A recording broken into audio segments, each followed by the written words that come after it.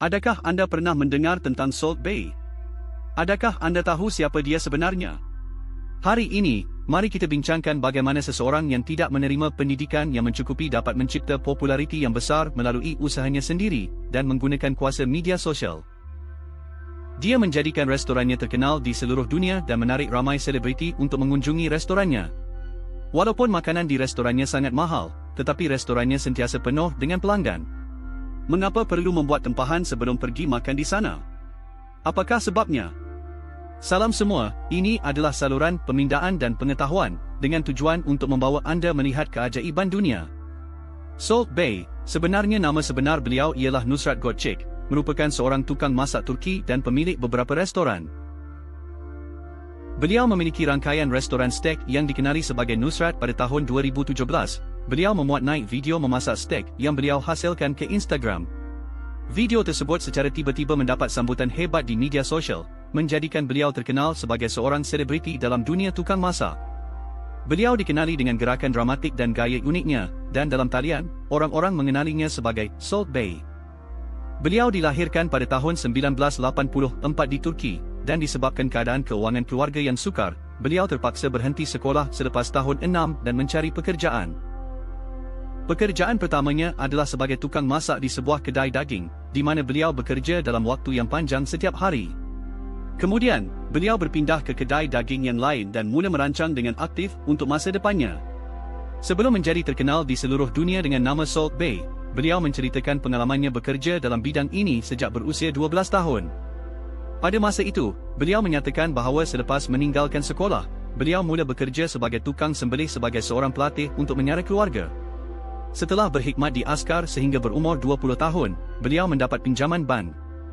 Beliau menggunakan pinjaman tersebut untuk melancong ke Argentina dan dengan aktif mempelajari operasi industri daging dan teknik mereka di sana. Semasa di Argentina, beliau pernah bekerja di sebuah restoran, sebuah kedai daging, dan beberapa ladang. Kemudian, beliau kembali ke Turki dan mula menjalankan kerjanya semula. Di sini, beliau memiliki peluang yang mencukupi untuk mencuba teknik-teknik yang telah dipelajarinya di Argentina. Pada tahun 2019, dalam satu temu ramah dengan akhbar The Times, Salt Bae pernah menyatakan bahawa beliau bangun setiap pagi pada jam 6, kemudian mengambil kereta api selama 2 jam untuk pergi dan pulang dari tempat kerja. Selepas turun dari kereta api, beliau masih perlu menaiki bas selama 30 minit untuk sampai ke tempat kerja. Beliau bekerja berdiri sepanjang hari tanpa cuti atau hari rehat. Untuk memperluas lagi pengembangan, Salt Bae kemudian pergi ke New York dan bekerja di sebuah restoran. Namun, beliau hanya tinggal di New York selama 3 bulan kerana beliau hanya mendapat visa selama 3 bulan. Ketika beliau kembali ke Turki, beliau memperkenalkan seorang rakan bernama Mithat Erdem kepada beliau.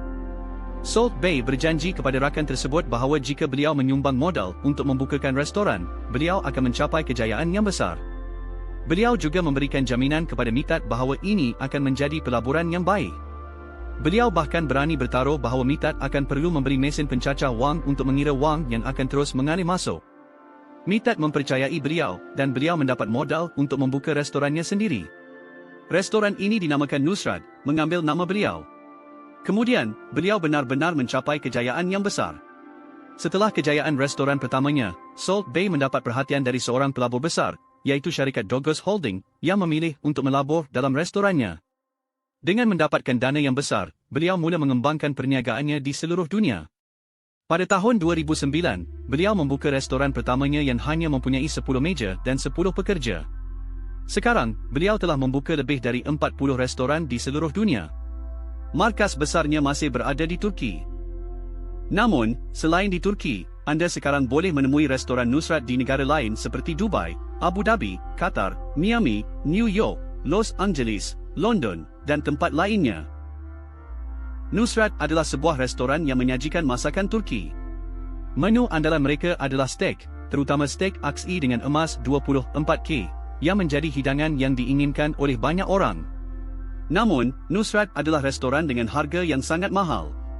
Jika anda tidak membawa beberapa ribu dolar, lebih baik tidak masuk ke dalamnya. Steak aksi dengan emas 24K mereka memiliki harga setidaknya $1,000 per porsi. Steak aksi tanpa emas memiliki harga $275 per porsi, sepiring kentang goreng seharga $15, dan sepiring bayam seharga $18. Bahkan sebotol minuman Coca-Cola juga berharga $28. Makan di sana benar-benar akan membuat hati anda terluka selama beberapa bulan.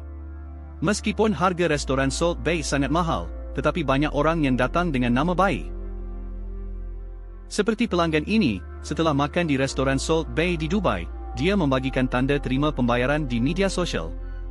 Tanda terima tersebut menunjukkan bahawa dia menghabiskan total 615,065 dirham di restoran Salt Bae, yang setara dengan lebih dari $167,400. Biaya ini benar-benar mengejutkan. Anda harus tahu bahawa dengan harga ini, anda boleh membeli sebuah apartemen di Malaysia.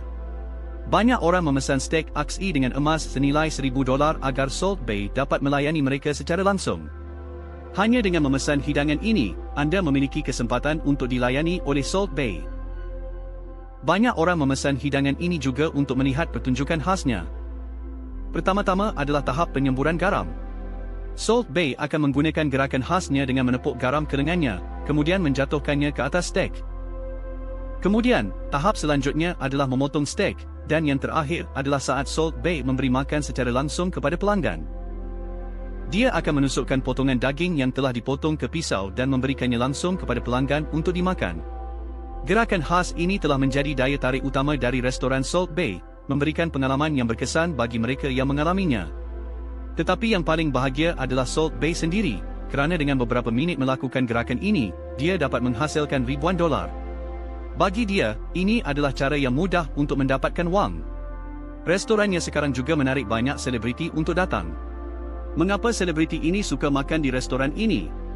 Alasan utamanya adalah mereka menyukai nuansa seremonial dan perasaan superioritas pribadi yang ada di sana. Bagi selebriti, mereka sudah mencuba berbagai jenis stek, jadi alasan mereka ingin datang ke restoran Salt Bae adalah untuk merasakan nuansa seremonial Salt Bae dan merasakan kepuasan pribadi yang baik. Sebenarnya, baik itu melapisi stek dengan emas lembaran atau menuangkan garam dengan gerakan yang berlebihan, hal itu tidak membuat stek menjadi lebih enak. Mungkin melapisi dengan emas lembaran malah merusak cita rasa stek. Terlalu banyak garam juga membuat stek menjadi terlalu asin, tetapi masih banyak selebriti yang tetap ingin datang ke restoran ini. Ini menunjukkan bahawa strategi pemasaran Salt Bae sangat sukses. Di internet, sebenarnya banyak orang yang memperolok-olok gerakan penyemburan garam khas Salt Bae ini.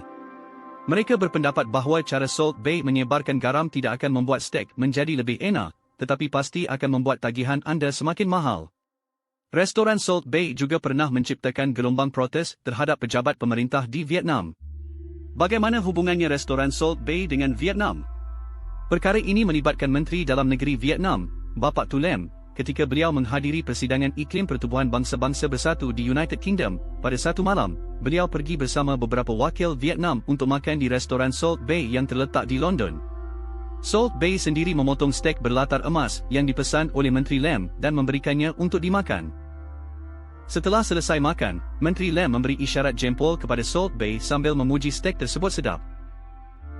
Walaupun Menteri Lem memegang jawatan yang tinggi di Vietnam, pendapatan bulanannya hanya antara $600 hingga $800 Amerika Syarikat.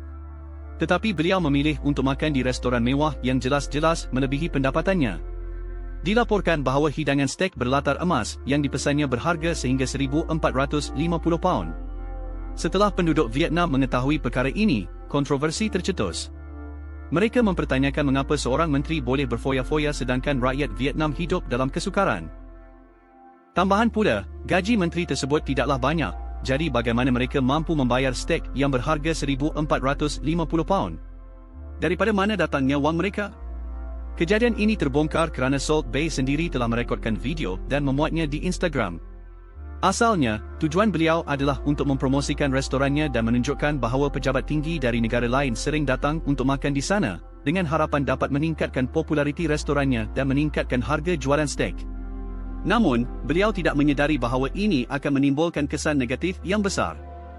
Setelah menyedari situasinya, Salt Bae dengan cepat memadamkan video tersebut, tetapi sudah terlambat. Satu lagi perkara yang memberi kesan negatif kepada Salt Bae adalah pada Piala Dunia 2022. Gerak lucunya semasa perlawanan akhir Piala Dunia menyebabkannya terjerat dalam kesulitan yang serius. Selepas Argentina memenangi Piala Dunia, tidak diketahui bagaimana Salt Bae berjaya masuk ke padang dan menyertai pemain Argentina dalam perayaan. Seseorang melihatnya cuba meraih tangan kapten pasukan Argentina, Lionel Messi, namun wajah Messi menunjukkan sikap tidak mengindahkan. Messi dengan kasar melepaskan tangannya. Walaupun begitu, Salt Bae akhirnya berjaya mengambil selfie dengan pemain bola terkenal tersebut dan memuat naik gambar itu ke Instagramnya. Beliau juga memuat naik gambar dirinya memegang Piala Dunia dan melakukan gestur khas menyiram garam di atas piala. Beliau bangga kerana dapat menyentuh Piala Dunia tersebut. Namun, mengikut peraturan FIFA, hanya pemain yang memenangkannya dan pemimpin negara sahaja yang boleh memegang Piala Dunia tersebut, bukan orang lain. Selain itu, nilai piala itu adalah setinggi 21.3 juta dolar. Walau bagaimanapun, Salt Bae memakai lencana yang diperakui oleh FIFA. Bagaimana beliau mendapat lencana tersebut? Ada yang mengatakan bahawa beliau mendapat lencana tersebut kerana beliau adalah rakan baik dengan Presiden FIFA, Gianni Infantino. Walau bagaimanapun, FIFA telah mengumumkan bahawa mereka akan menyiasat bagaimana beliau berjaya masuk ke padang selepas perlawanan tersebut. Acara Piala Terbuka Amerika Syarikat juga telah mengumumkan secara terbuka bahawa Salt Bae akan dilarang masuk pada perlawanan akhir tahun 2023. Adakah berita negatif ini akan memberi kesan kepada perniagaan restoran Salt Bae? Pada masa ini, kelihatan bahawa kesan tersebut masih tidak ketara. Adakah restoran Salt Bae benar-benar menguntungkan? Kita boleh merujuk kepada laporan kewangan yang dibuat oleh Arthur London mengenai restoran Salt Bae di London. Mengikut laporan tersebut, pada tahun 2021, restoran Salt Bae di London menghasilkan pendapatan sekitar 7 juta pound dengan keuntungan bersih selepas cukai sekitar 2 juta pound. Keuntungan bersih yang sedemikian tinggi menunjukkan bahawa Salt Bae memang mengaut keuntungan yang banyak. Pada tahun 2022, anggaran aset bersih Salt Bae adalah sekitar 75 juta dolar Amerika Syarikat dengan pendapatan peribadi tahunan kira-kira 6 juta dolar. Beberapa restoran Salt Bae di seluruh dunia menghasilkan keuntungan bulanan melebihi $1 juta. Namun, populariti restoran Salt Bae nampaknya lebih bergantung kepada kesan jenama pribadi beliau. Kesan jenama pribadi beliau juga hanyalah hasil daripada kelebihan semasa zaman media sosial yang membolehkan beliau mendapatkan daya tarikan trafik yang tinggi. Jadi, apabila trend ini berkurangan, adakah Salt Bae masih mampu mempertahankan imej pribadi dan prestasi restorannya? Terima kasih atas sokongan dan perhatian anda. Jika anda menyukai karya-karya saya, sila tekan suka, kongsikan dan langgan saluran saya. Ini akan memberi motivasi kepada saya untuk terus mencipta dan berkongsi lebih banyak kandungan.